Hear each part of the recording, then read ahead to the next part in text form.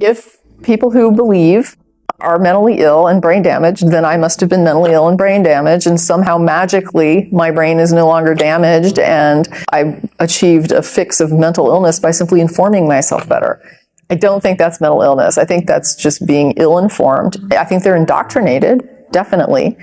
And I did some work in great detail, but I did a lot of research trying to figure out what happened to me. What does indoctrination really mean? What did they do to my head? Because it's very disturbing when you come out of it and you start seeing the difference between the way that you form beliefs when you don't have religion informing it for you and how you adopted beliefs in before. And some people, and myself included, had trouble articulating that in the way that I would describe it as, it's almost like I didn't really believe it. And yet I did. I would have died for it. And I thought at the time it was completely true. And so I thought, well, it was a belief, but it was a very different type of belief. I've researched for a very long time and I had no luck finding any explanation for how to make sense of that difference that I knew was there in my head. It's like, this has to be quantifiable because I can tell it's different.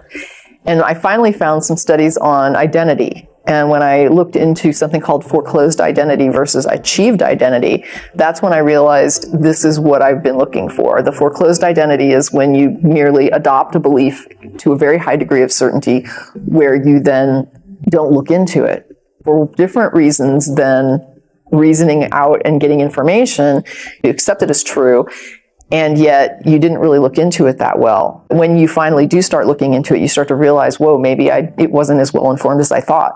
Whereas an achieved identity is when you came to those beliefs by actually looking into what it is that informing the beliefs, looking into the information and trying to form an opinion based on information. And it's less, you feel less surety in those types of beliefs because you understand that new information can change those beliefs. Whereas in the foreclosed identity, you have to be sitting there saying, nothing is going to change these beliefs. I'm completely sure that this is true.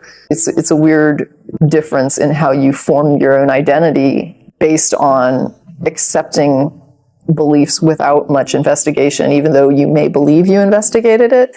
But when you start actually forming beliefs based on investigation, you start realizing how really shallow the prior investigation was.